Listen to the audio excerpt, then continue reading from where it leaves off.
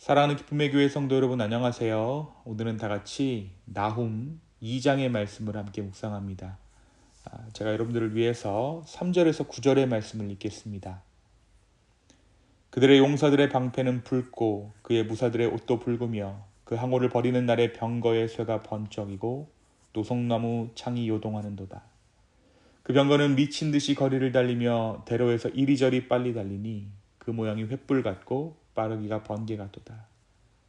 그가 그의 존귀한 자들을 생각해내니 그들이 엎드러질 듯이 달려서 급히 성에 이르러 막을 것을 준비하도다. 강들의 수문이 열리고 왕궁이 소멸되며 정한 대로 왕후가 벌거벗은 몸으로 끌려가니 그 모든 시녀들이 가슴을 치며 비둘기같이 슬피 우는도다. 니누에는 예로부터 물이 모인 곳 같더니 이제 모두 도망하니 서라 하나 돌아보는 자가 없도다. 은을 노력하라 금을 노력하라. 그 저축한 것이 무한하고 아름다운 기업과 풍부함이니라. 아멘. 오늘은 다 같이 우리 나훔 2장의 말씀을 함께 묵상합니다. 우리가 어제 말씀에서 하나님께서는 니느웨에 대한 심판을 선포하셨습니다. 하나님께서 유다를 다루시기 위해 사용하셨던 이 니느웨를 이제 때가 참에 심판하시겠다라고 나훔의 입술을 통해 선포하신 것이죠. 나훔 1장이 니느웨를 중심으로 한 아수르에 대한 심판의 내용이었다면, 심판을 향한 경고의 내용이었다면, 오늘 본문 2장은 아수르가 받게 될 심판의 모습이 구체적으로 기록되어져 있습니다. 먼저 2장 1절에서 2절은 하나님의 경고 메시지입니다. 파괴하는 자가 너를 치러 올라왔나니 너는 산성을 지키며 길을 파수하며 내 허리를 견고히 묶고 너의 힘을 크게 굳게 할지어다. 여기서 너는 아수르를 가리키는 것입니다. 또 여기서 파괴하는 자란 아수르를 멸망시킬 주체를 뜻하죠. 그래서 역사적으로는 오늘 본문 2장의 이 파괴하는 자를 우리는 바벨론으로 생각합니다. 실제로 바벨론이 메대와의 연합을 통해서 역사적으로 아수르를 공격하는 일이 있었고 이 공격 가운데 아수르가 멸망했기 때문입니다. 하지만 진짜 아수르를 심판하는 궁극적인 주체가 2절에 기록되어져 있죠. 여호와께서 야곱의 영광을 회복하시되 이스라엘의 영광 같게 하시나니 이는 약탈자들이 약탈하였고 또 그들의 포도나무 가지를 없이 하였습니다. 그렇습니다. 바로 하나님께서 아수르를 심판하시고자 하는 것임을 하나님께서 말씀하신 것이죠. 다른 누군가가 아니라 바벨론이 아니라 이 바벨론을 사용하셔서 하나님이 그들을 심판하시겠다라는 것입니다. 그렇다면 왜 아수르는 심판을 면할 수 없게 되었을까요? 첫 번째 이유는 그들의 잔인한 약탈 때문이었습니다. 하나님께서는 아수르를 당신의 백성들을 향한 징계의 도구로 사용하셨습니다. 하지만 아수르는 자신들의 이러한 위치를 망각한 채 하나님의 뜻에서 벗어나고 말았죠. 그래서 정도에 지나친 약탈과 압제를 자행했습니다. 그래서 하나님께서는 그들을 심판하시고자 한 것이죠. 두 번째 이유는 아수르에 의해서 짓밟혔던 과거 유다의 영광을 회복시키고자 하나님께서는 아수르를 심판하셨습니다. 하나님께서 아수르의 파멸을 통해 이스라엘의 영광을 회복시키고자 하는 것입니다.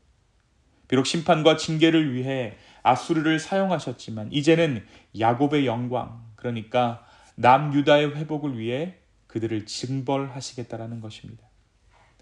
오늘 우리가 읽은 3절에서 5절은 이 아수르를 침략해오는 군대의 모습이 생생하게 기록되어져 있습니다. 3절에 보니까 그의 용사들의 방패, 여기서 그의 용사들은 바벨론의 용사들을 의미하죠. 그의 용사들의 방패는 붉고 그의 무사들의 옷도 붉으며 그 항오를 버리는 날의 병거의 쇠가 번쩍이고 노송나무 창이 요동하는도다. 바로 그때에 아수르의 모든 군대와 사람들은 혼비백산하여 도망하게 될 것이다. 결국 그들의 왕궁은 소멸하게 될 것이다 라는 것이 바로 오늘 본문이 이야기하는 아수르의 마지막인 것입니다. 그리고 이어지는 6절에서 10절은 그들의 공격으로 인해 황폐해진 아수르의 모습이 묘사되어져 있습니다. 특별히 오늘 말씀 8절에 보니까 니느웨는 예로부터 물이 모인 못 같더니 이제 모두 도망하니 서라 하나 돌아보는 자가 없도다 라고 이야기합니다. 니느웨가 더 이상 이전의 니느웨 같지 않다라는 것이죠. 무기력하고 황폐해진 니느웨의 모습이 마치 물이 빠져가는 연못처럼 그들이 아무런 힘도 발휘할 수 없음을 오늘 말씀 8절이 기록하고 있는 것입니다. 사랑하는 성도 여러분, 오늘 말씀은 우리에게 무엇을 말해주고 있습니까? 먼저 오늘 말씀은 영원한 권력은 없다라고 우리에게 말합니다. 하나님께서 역사 가운데 아수르를 선택하셨고 그들로 하여금 유다를 다루게 하셨습니다. 그리고 그때가 이르자 하나님께서는 바벨론을 들어 사용하셔서 아수르를 향한 도구로, 심판의 도구로 사용하십니다. 아수르는 영원한 권력이 자기들에게 있을 것이다 라고 생각했을지 모릅니다. 심지어 이 나홈의 이 메시지가 선포될 때까지도 그들에게 힘이 있을 것이라고 그들 스스로가 생각했을 수 있지만 하나님께서 이미 그 힘의 중심을 옮기셨음을 우리는 오늘 말씀을 통해 알 수 있습니다. 사랑하는 여러분, 하나님 외에 영원한 힘은, 영원한 권력은 있을 수 없습니다. 하나님의 주권 아래에서 하나님이 허락하시는 것 안에서의 힘, 능력이라는 것을 우리가 잊지 않아야 할 이유입니다. 그렇다면 오늘 이 아침, 오늘 이 하루 우리가 진정으로 높여야 할 한 분은 누구십니까? 그렇습니다. 오직 우리 주님이십니다. 이 하루 우리 주님의 힘과 능력을 인정하며 주님을 높이는 이 하루 되기를 예수님의 이름으로 축원합니다. 두 번째 오늘 말씀은 교만이 모든 것을 망하게 한다라는 것을 우리에게 말해줍니다. 아수르가 멸망한 이유, 하나님께서 아수르를 심판하시고자 한 이유는 다름 아닌 그들의 교만 때문이었습니다. 하나님께서 허락하시는 범위를 넘어서는 힘과 권력을 그들이 휘둘렀기에 아수르는 심판의 도구에서 심판의 대상이 되어버리고 만 것이죠. 그들은 스스로의 지혜를 의지했고 스스로의 힘을 의지했습니다. 그리고 그 결국은 멸망이었죠. 사랑하는 성도 여러분, 교만이 모든 것을 망하게 합니다. 우리가 예수 그리스도의 이름으로 오늘 이 하루를 주님께 맡겨드리는 이유입니다. 내 힘, 내 능력, 내 생각을 내려놓고 주님의 인도하심을 구하는 것, 그것이 바로 겸손한 삶의 모습일 것입니다. 매 순간순간 주님께 도움을 구하며 매 순간순간 내 결정을 주님께 물어보는 것, 그것이 바로 오늘 우리가 살아낼 수 있는 겸손의 삶의 모습이라는 것이죠.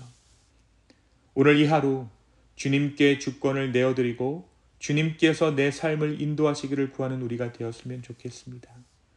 그 겸손함이 우리 가운데 있을 때에 오히려 우리는 왕 같은 제사장의 권세로, 제사장의 모습으로 이 땅을 살아갈 수 있을 것입니다.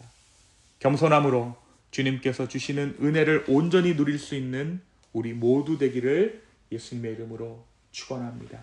이 시간 함께 기도하시겠습니다. 주님, 모든 권세, 모든 힘이 주님께로부터 나옴을 이 아침 인정합니다. 주님, 다시 한번 우리의 삶을 주님께 드리오니 우리의 삶을 주님께서 운행하여 주시옵소서. 주님, 내 계획, 내 생각, 내 감정, 내 결정 모든 것들을 내려놓고 아버지께 뜻을 구하며 주님 앞으로 나아갑니다. 성령의 우리를 인도하여 주시고 주님 뜻대로 우리를 사용하여 주시옵소서. 다시 한번 우리의 삶을 드립니다. 우리의 마음을 아버지 앞에 드립니다. 주여 우리를 인도하여 주시옵소서. 감사합니다. 이 모든 말씀 예수님의 이름으로 기도하였습니다. 아멘.